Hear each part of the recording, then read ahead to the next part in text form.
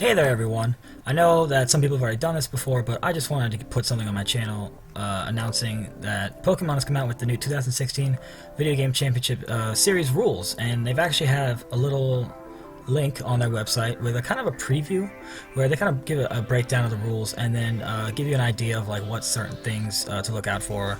Like now that you can use new legendary Pokemon, they give you a breakdown. So first I'll go over what we're actually going to be seeing in the new rules. The new rules, different from previous years, now a lot of the Pokemon that were previously banned, the super powerful legendaries like Mewtwo and Rayquaza and Groudon and Kyogre especially, are now actually allowed. Now you can only use 2 of these on your team out of your 6, but this is still way different than before.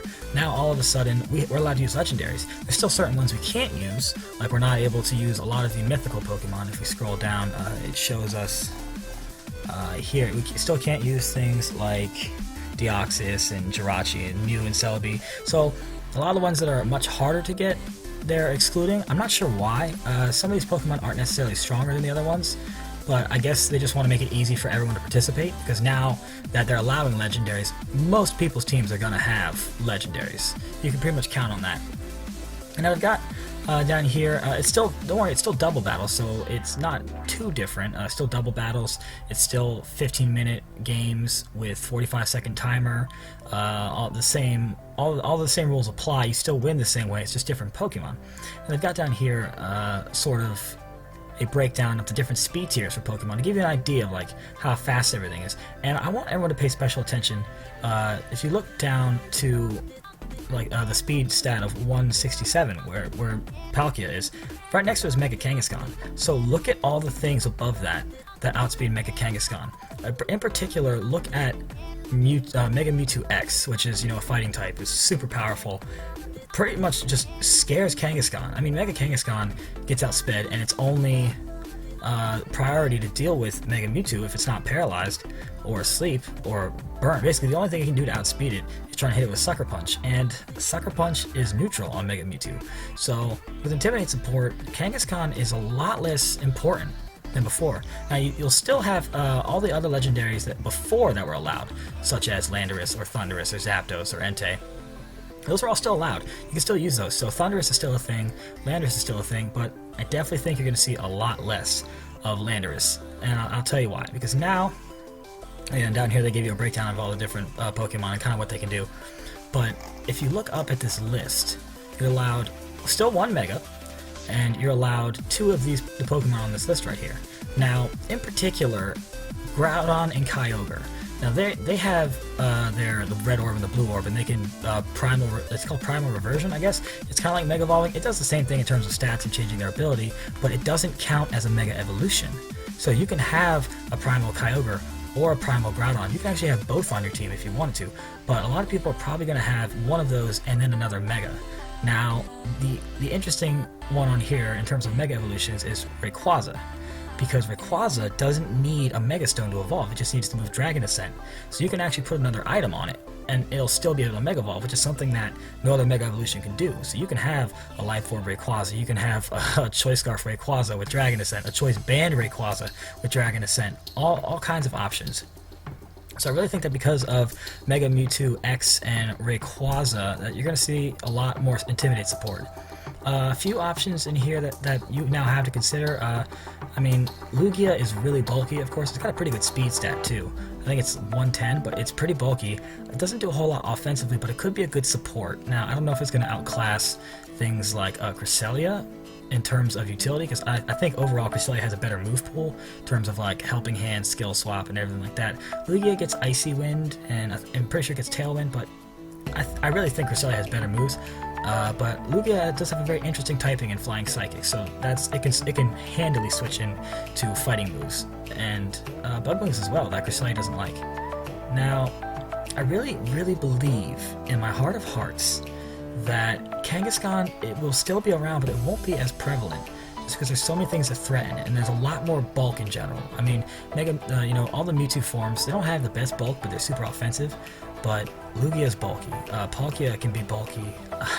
You have so many things that can just kind of handle Kangaskhan now, and I like that because I'm tired of Kangaskhan. But top of all that, I think a lot of people are complaining about having all these legendaries available, and they think, oh, if you have all these legendaries, everyone's just going to use the same teams, and there's going to be no creativity, it's going to be even worse than 2015. I don't really believe that to be true.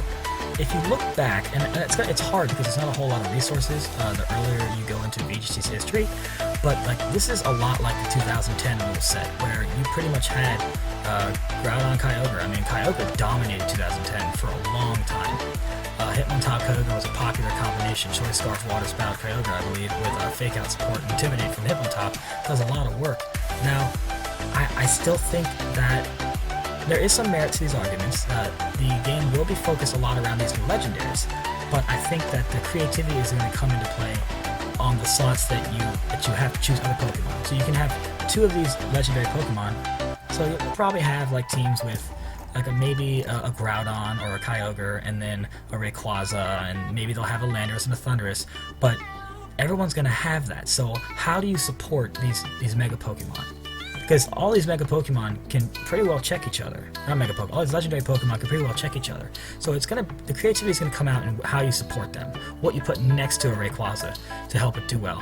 I think Cloud9 is an amazing ability now in the game. Only a few people get it. Rayquaza has it, so everyone's going to want a Rayquaza because everyone's going to want a Kyogre or a Groudon.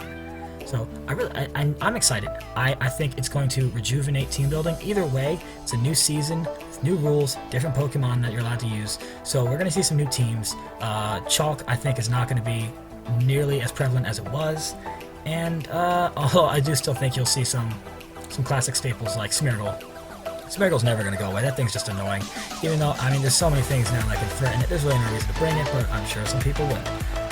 I'm excited. I know some people aren't. A lot of people are just completely frustrated with this. I like it. I think it's a good move. You know, a lot of people were expecting no Mega, but the thing about Game Freak, if you look back in the past, Game Freak loves, and they've said this in interviews too, they love to just catch people off guard. They don't want to do what people think they're going to do. So, like if you look at Black and White, you know, every 2 games for the longest time had a third one, you know, a third game, not really a sequel, but a third game. And so they decided, hey, you know what, we're gonna do Black 2 and White 2.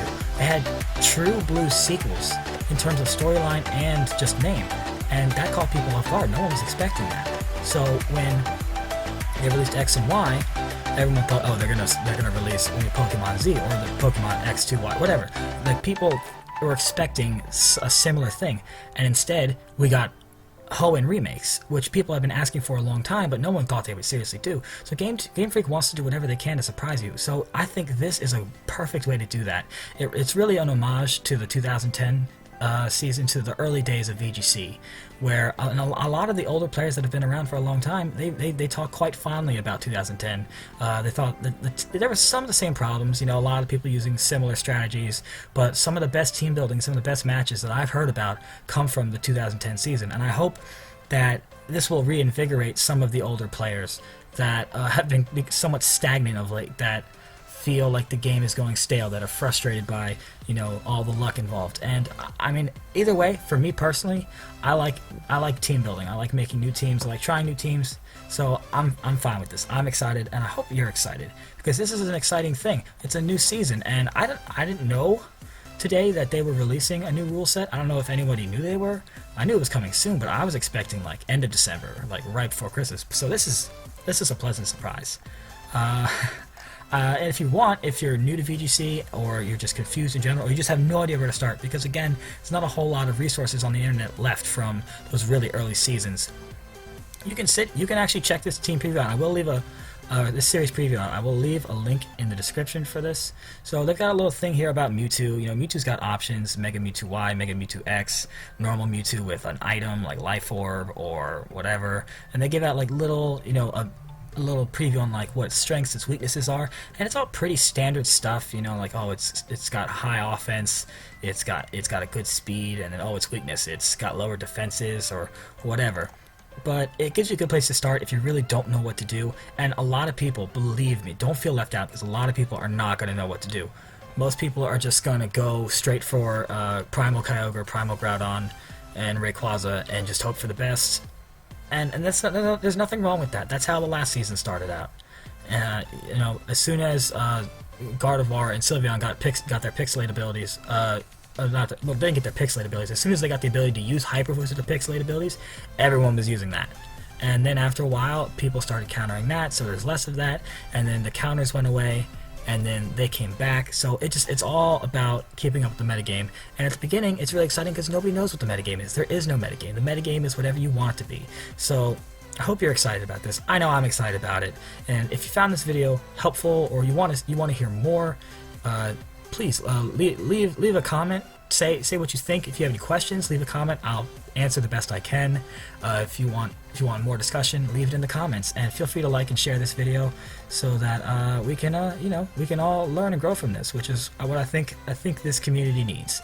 So have yourselves a great day, and I hope to see you back on the channel.